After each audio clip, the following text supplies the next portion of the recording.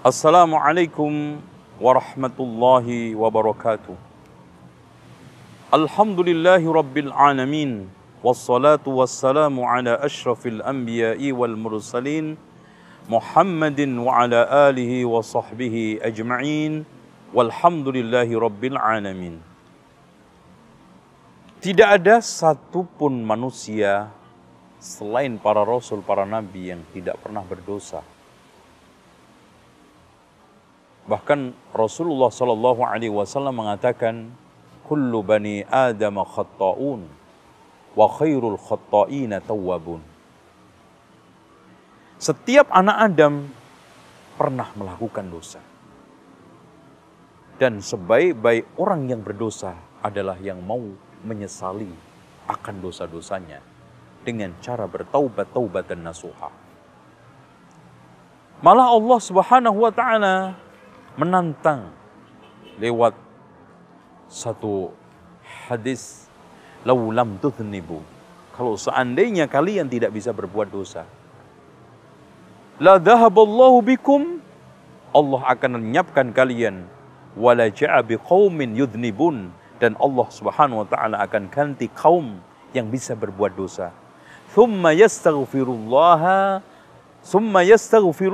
ta'ala, kemudian mereka beristighfar kepada Allah Subhanahu wa taala, faghfarallahu lahum, Allah mengampuni mereka. Dengan demikian, kita sebagai seorang muslim yang ingin sukses, yang hari-hari selalu dipenuhi dengan dosa, tidak ada cara lain, tidak ada solusi kecuali kita harus bertaubat kepada Allah Subhanahu wa taala. Dengan demikian, ciri seorang mukmin al-muttaqun, orang yang beriman dan bertakwa. Walladzina idza fa'alu fahishatan aw zalamu anfusahum dzakarullaha wastaghfaru lidunubihim wa may yaghfiru dzunuba illa Allah wa lam yusirru ala ma fa'alu wa hum ya'lamun. Walladzina fa'alu fahishatan aw zalamu anfusahum dzakarullah, yaitu mereka yang ketika melakukan perbuatan keji atau mendolimi dirinya dengan kemaksiatan, cepat ingat Allah. Karena dia sadar tidak ada zat yang mengampuni dosa kecuali Allah. Maka seharusnya seorang mukmin ketika berbuat dosa tidak curhat sama manusia, siapapun orangnya, termasuk ulama besar. Curhatlah kepada Allah. Dan sifat utama seorang muttaqin adalah walam yusirru ala ma fa'alu wa hum ya'lamun. Tidak terus-menerus melakukan kemaksiatan sementara dia sadar itu dosa. Sehingga ada suatu kaidah, tidak ada dosa besar bersama istighfar, dan tidak ada dosa kecil karena dilakukan israr, yaitu terus-menerus. Dan istighfar memiliki faedah, taubat memiliki manfaat sangat besar. Sehingga Rasulullah SAW mengatakan, wa innahu la yughanul qalb, sungguh hati saya kadang gundah. Wa inni la astaghfirullah ta'ala mi'ata marratin fil yawm, sehingga saya beristighfar kepada Allah 100 kali dalam satu hari. Namun terkadang ada di antara sebagian orang bertaubat mampu menghentikan total kemaksiatannya dan berubah menjadi orang baik, istiqomah. Tapi ada yang sebagian mau istiqomah, tetapi kadang-kadang tergoda melakukan kemaksiatan kembali, tapi cepat kembali lagi kepada kebaikan. Ada yang sebagian mereka melakukan maksiat, tetapi tidak selang lama kembali lagi, maksiat lagi, tobat lagi, kembali lagi. Tapi ada yang mencoba untuk bertaubat, tetapi setelah itu kembali ke maksiat, tidak bisa keluar dari kemaksiatannya lagi. Karena masih banyak rayuan hawa nafsu dan setan untuk bertahan di dalam kemaksiatan tersebut. Maka di sini dibutuhkan sikap yang pertama adalah al-ilm, yaitu ilmu. Terutama ma'rifatullah, ma'rifatul rasul, ma'rifatul dinil Islam. Dengan keilmuan, apalagi ilmu tersebut bermanfaat, membuat orang tersebut mengetahui hak-hak Allah. Demi Allah, kalau seandainya Semua hamba ini mengetahui besarnya rahmat Allah dan besarnya dosa dia, maka tidak ada kecuali sikap malu. Kemudian yang selanjutnya tidak kalah pentingnya adalah berpegang teguh dengan ajaran Allah Subhanahu wa taala. Berpegang teguh dengan agama Allah Subhanahu wa taala. Karena dengan cara itu dia akan cenderung lebih bisa istiqamah. Dengan cara itu, dia akan lebih bertahan di atas kebaikan, tidak gampang kembali kepada keburukan. Kemudian, yang ketiga, yang tidak kalah pentingnya adalah membiasakan makan minum halal. Karena barang-barang yang halal, ya, yang masuk ke dalam tubuh kita, itu mempengaruhi jernihnya hati kita. Sehingga mudah diajak untuk ketaatan, dan mudah diajak untuk mendekatkan diri kepada Allah Subhanahu wa ta'ala. Lalu yang tidak kalah pentingnya adalah menjauhi teman-teman yang jelek. Karena al-mar'u ala dini khalilihi. Orang itu tergantung agama temannya. Dan Rasulullah SAW mengumpamakan perumpamaan yang sangat baik. Teman yang baik seperti penjual minyak wangi. Kalau tidak beli dicolekin atau minimal kena baunya. Tetapi teman jelek seperti pandai besi, kalau tidak kena apinya, debunya, minimal bau orangnya. Walaupun kita tidak melakukan maksiat, tetapi perlakuan jelek teman kita akan dengan mudah dinisbatkan kepada kita. Lalu yang tidak kalah pentingnya adalah menjauhi berlebihan di dalam makan, minum, bergaul, bicara, atau nongkrong-nongkrong. Ini juga membuat keruh, orang sulit untuk kembali kepada pangkuan Allah, kembali kepada ketaatan dan meninggalkan berbagai macam pelanggaran dan maksiat kepada Allah. Dan yang tidak kalah pentingnya, kita harus membaca dan membiasakan bacaan istighfar. Kenapa? Karena ibarat sekarang orang maksiat itu seperti anak jahat, jelek, durhaka yang diusir orang tuanya dari rumah. Tetapi kalau anak tersebut merengek-rengek, meminta dimaafkan, dan terus mengetuk pintu agar dibukakan, maka suatu ketika ibu yang menyayang itu akan membukakan pintunya. Dan Allah Subhanahu wa ta'ala lebih penyayang daripada semua itu. Dan yang tidak kalah pentingnya, kita harus berlindung dari syaitan. Dari godaan syaitan yang menjerat manusia pertama dengan kekufuran dan kesyirikan.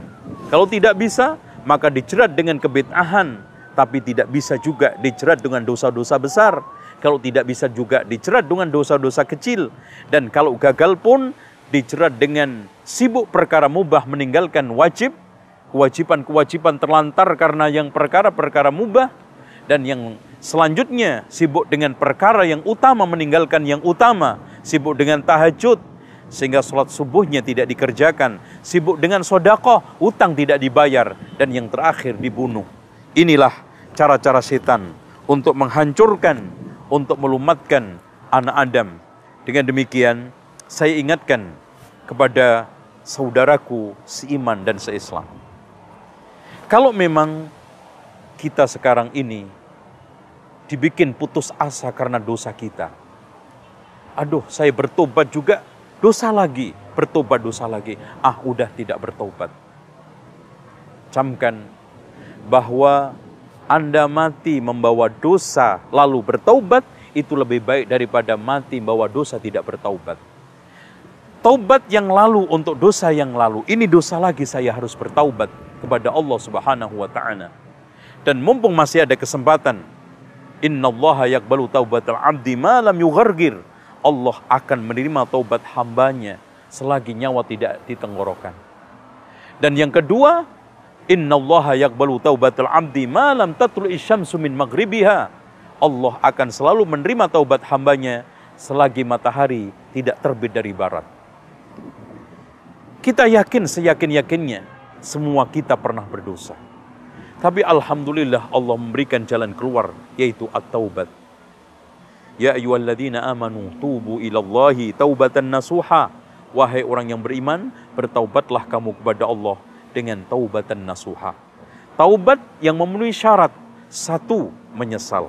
Kedua, melepas seluruh kemaksiatan. Yang ketiga, niat kuat untuk tidak kembali lagi. Dan kalau kaitannya hak-hak manusia, kita kembalikan. Dan juga yang tidak kalah pentingnya adalah ikhlas. bukan karena motivasi duniawi, atau karena jabatan, atau karena sakit, tapi saya meninggalkan maksiat hanya karena Allah Subhanahu wa Ta'ala. Dan kata Rasulullah sallallahu alaihi wasallam, tuba liman mala'a sahifatahu istighfaran katsira. Sungguh sangat sukses, sungguh sangat hebat orang yang memenuhi catatan amalnya dengan istighfar yang sangat banyak. Astaghfirullahaladzim alladzi la ilaha illa huwal hayyul qayyum wa atubu ilaih. Mari kita sekarang mulai meninggalkan yang buruk untuk menuju kepada kebaikan. Tidak ada sesuatu yang sulit untuk ditinggalkan, kemaksiatan apapun. Dan jangan putus asa, Allah Subhanahu wa Ta'ala mengampuni dosa seluruhnya. Wa may yaghfirudz dzunuba illallah, termasuk syirik, kufur, zina, lesbian, homoseksual, dan berbagai macam dosa-dosa lain seperti memakan riba dan yang lainnya. Demikian, semoga Allah Subhanahu wa Ta'ala menjadikan kita innallaha yuhibbut tawwabina wa yuhibbul mutatahhirin, termasuk ayat ini. Dan kita memohon kepada Allah Subhanahu wa Ta'ala, semoga Allah Subhanahu wa Ta'ala mengambil kita kembali kepada Allah dalam keadaan bersih, tidak ada dosa. Karena sering saya umpamakan, kita dengan nyawa yang telah diberikan Allah seperti pinjam baju. Ada orang yang minjam baju, belum dipakai, sudah dibalikkan kepada pemiliknya.